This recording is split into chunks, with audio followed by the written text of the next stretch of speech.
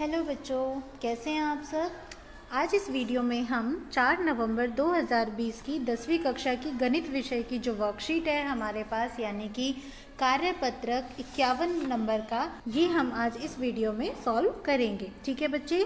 और इस वर्कशीट का, इस कार्यपत्रक का हमारे पास जो शीर्षक है वो क्या है, वृत्त के वृत्तखंड का क्षेत्रफल। तो बच्चों, क्या आप जानते हैं पहले कि वृत्तखंड क्या होता है? नहीं जानते? ठीक है। अगर आप ये नहीं जानते हैं अभी वृत्तखंड क्या होता है, तो हमें वृत्तखंड के क्षेत्रफल को समझने के लिए सबसे पहले वृत्तखंड को समझना जरूरी है। तो चलिए हम सबसे पहले वृत्तखंड को समझते हैं। तो यहाँ पर आप देख रहे हैं कि ये आपके पास एक आकृति दिख रही है, दिख रही है ना, दिख रही है ना। ये किसकी है? वृत्त की है। इस वृत्त में ये जो रेड कलर से आपके पास यहाँ पे शो हो रखा है, ये क्या है? ये वृत्त का एक हिस्सा है और वृत्त का एक भाग है। इसे आप क्या कहते हैं? चाप कहते हैं। जब हम बात करते हैं वृत्त की दो त्रिज्याओं की, और दो त्रिज्याओं और एक चाप, जैसे कि ये यहाँ पे आपको दिखाया हुआ है, ये तो चाप है और ये आपके पास वृत्त की दो त्रिज्याएं हैं। तो इनसे जो आपके पास आकृति बनती है, आप उसे क्या कहते हैं? त्रिज्यीय खंड कहते हैं।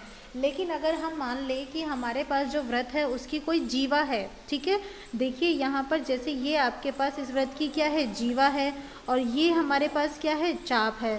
तो जीवा और जो चाप है, उन दोनों के बीच का जो घिरा हुआ क्षेत्र होता है, उन दोनों के बीच का जो हमारे पास भाग होता है, हम उसे क्या कहते हैं?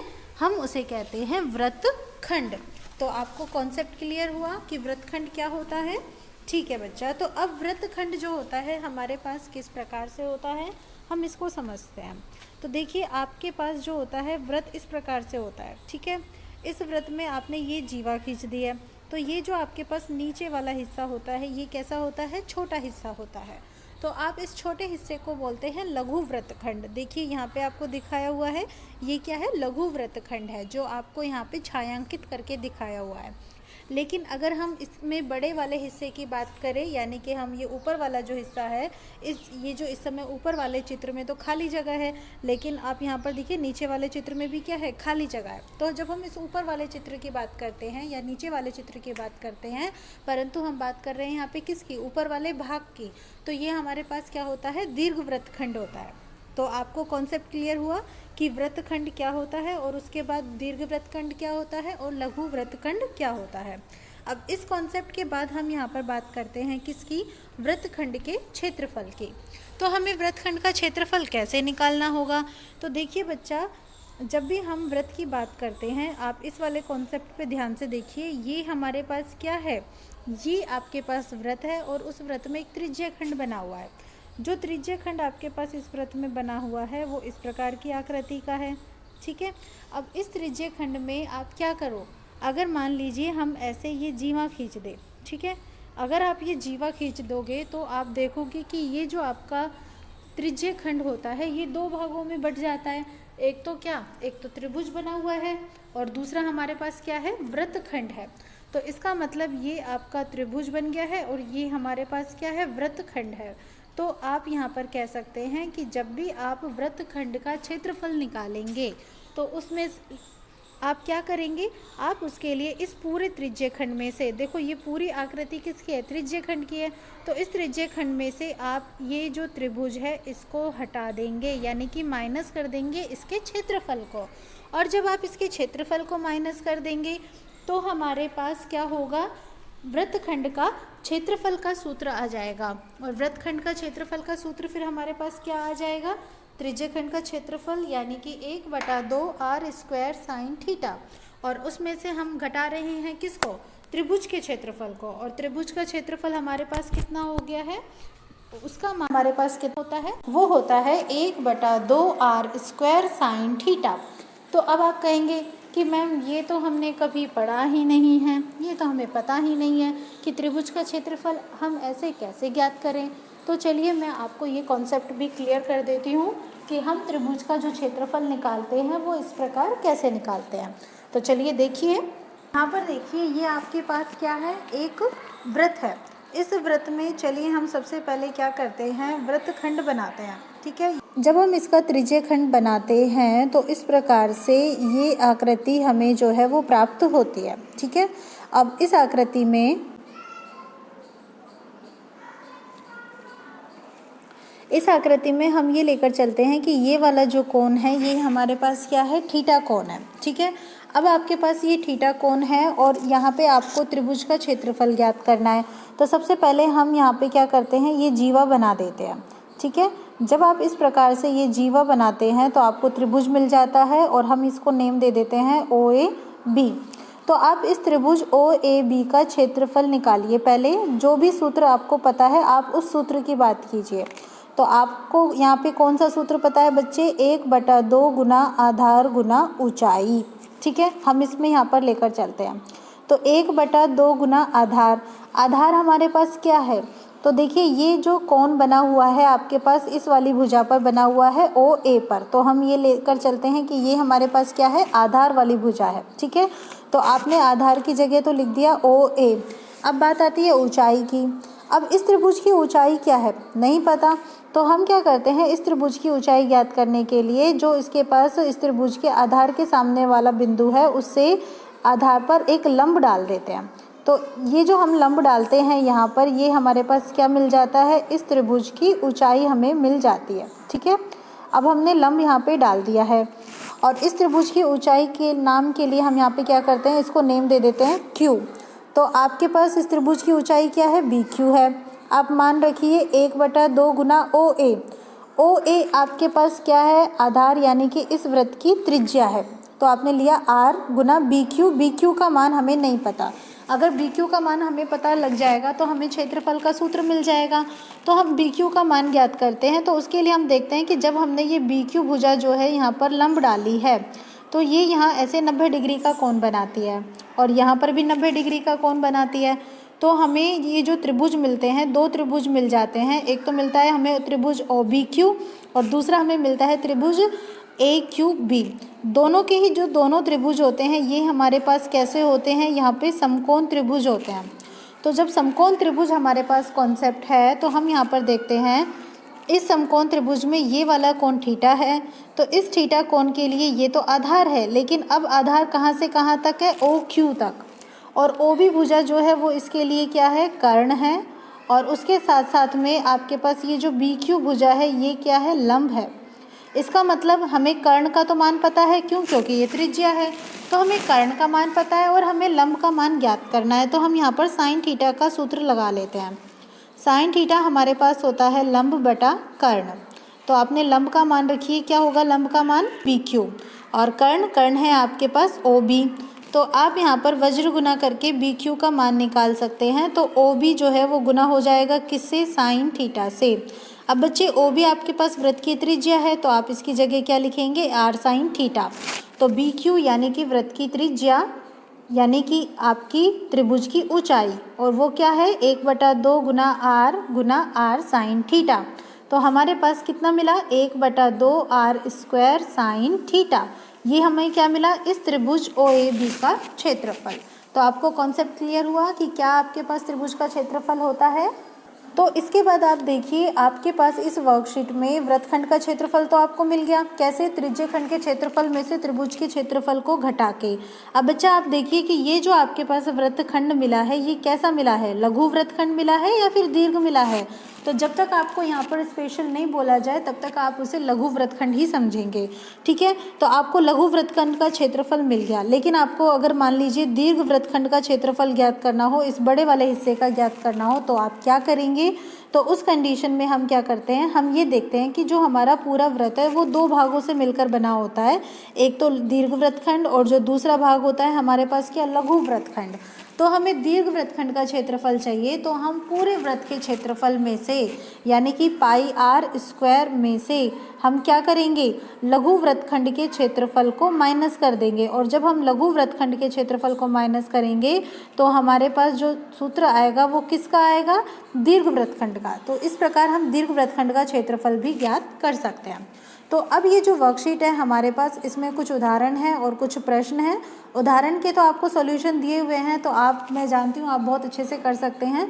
तो यहाँ पर ये जो 3 प्रश्न हैं, हम एक काम करते हैं, इन तीनों प्रश्नों को हम एक एक करके सॉल्व करते हैं और कॉन्सेप्ट समझते हैं। तो सबसे पहले हम बात करते हैं प्रश्न 1 की।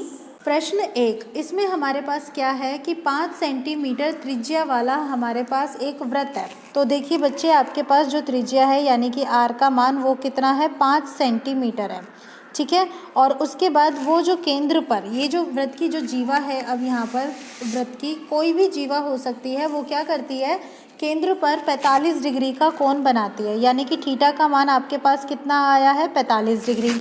संगत वृत्तखंड, लघु वृत्तखंड का आपको क्षेत्रफल ज्ञात करना है। तो बच्चे यहाँ पे आपको लघु बोल रखा है, तो आप लघु वृत्तखंड का क्षेत्रफल ज्ञात करेंगे।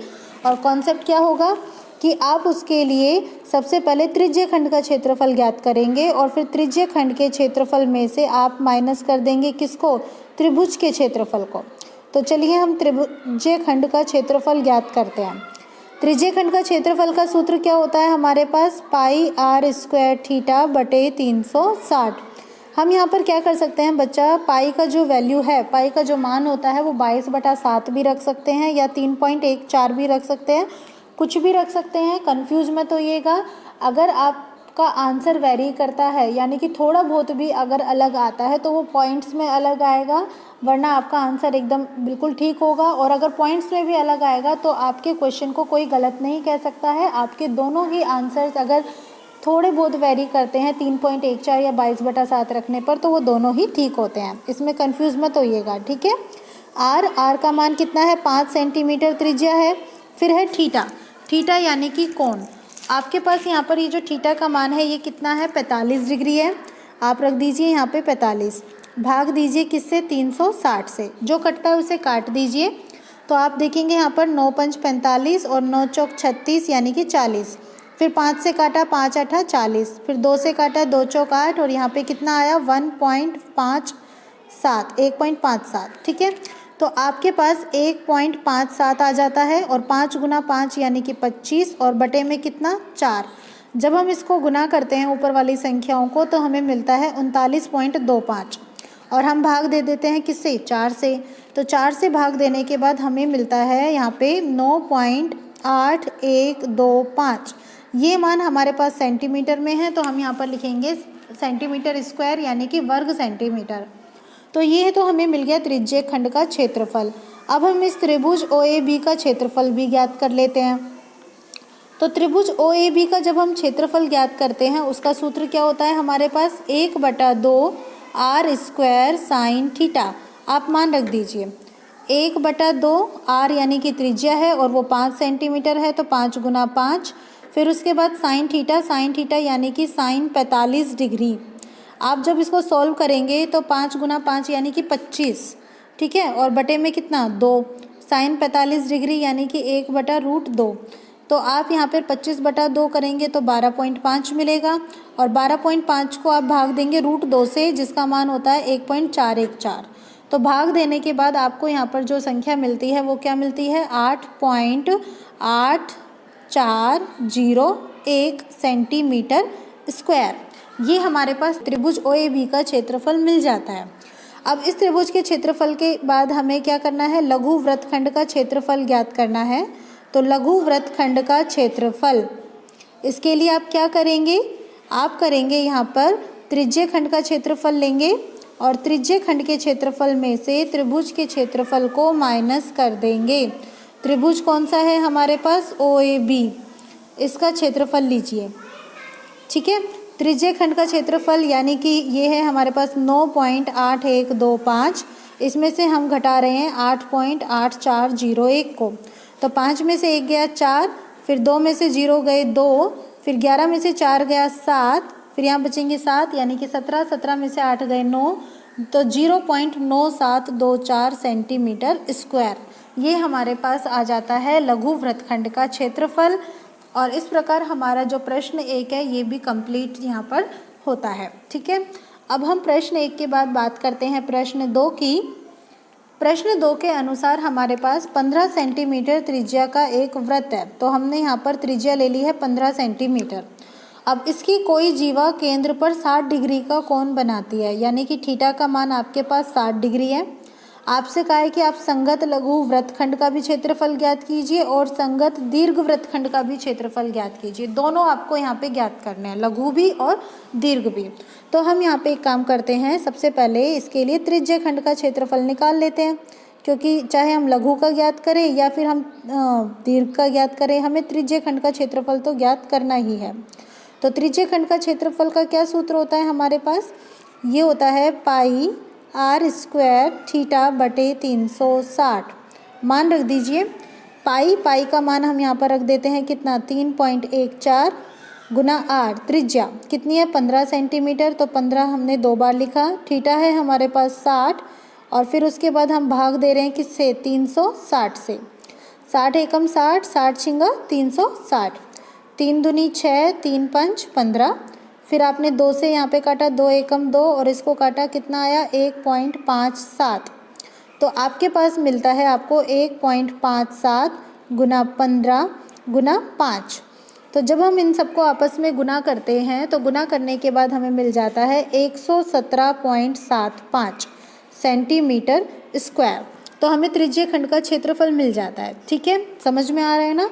अब त्रिज्य खंड के क्षेत्रफल के बाद हमें क्या करना है, लघु वृत्तखंड का क्षेत्रफल चाहिए। देखो ऐसे अगर आपके पास ये त्रिज्य खंड है तो ये वाला जो हिस्सा होगा ये लघु वृत्तखंड होगा, हमें इसका क्षेत्रफल ज्ञात करना है। तो इसके लिए हमें इस त्रिभुज का क्षेत्रफल ज्ञात करना पड़ेगा। तो चलिए अब हम त्रिभुज का भी क्षेत्रफल ज्ञात कर लेते हैं।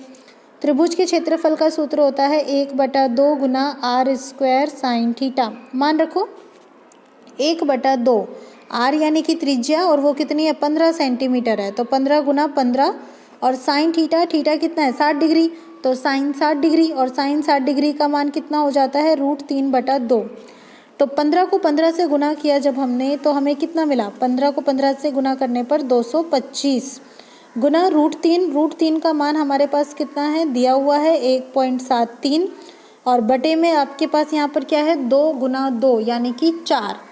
तो जब हम 225 को 1.73 से गुना करते हैं और गुना करने के बाद जब हम 4 से भाग देते हैं तो हमारे पास यहाँ पर उत्तर आता है कितना 97.3125 सेंटीमीटर स्क्वायर।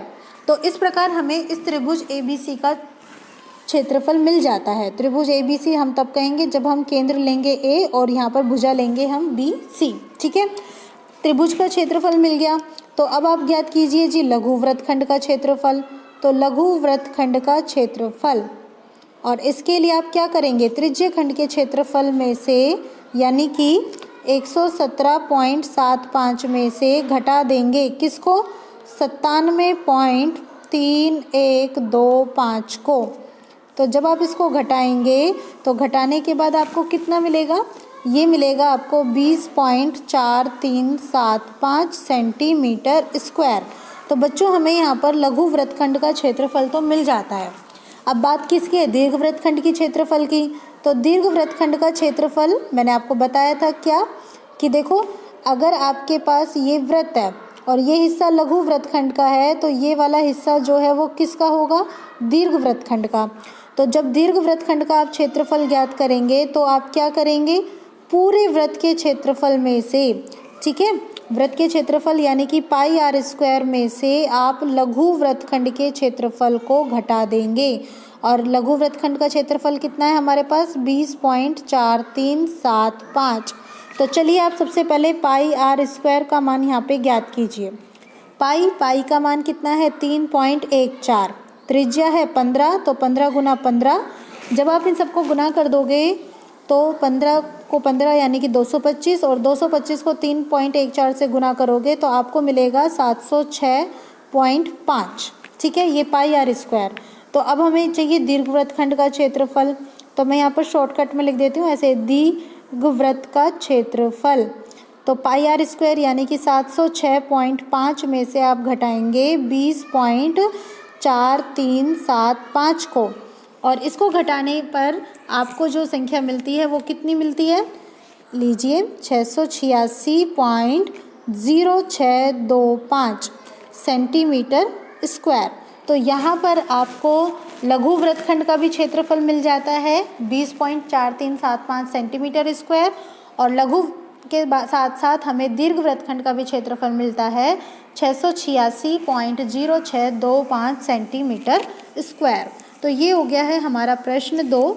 प्रश्न 2 के बाद अब हमारे पास है प्रश्न 3, जिसमें हमारे पास कॉन्सेप्ट है कि 21 सेंटीमीटर त्रिज्या का वृत्त है कोई, ठीक है। आर का मान कितना है 21 सेंटीमीटर और ये केंद्र पर 60 डिग्री का कोण बना रहा है। तो आपको त्रिज्य खंड का क्षेत्रफल चाहिए, तो चलिए त्रिज्य खंड का क्षेत्रफल ज्ञात करते हैं। क्या सूत्र होता है त्रिज्य खंड के क्षेत्रफल का? पाई आर स्क्वायर थीटा बटे 360।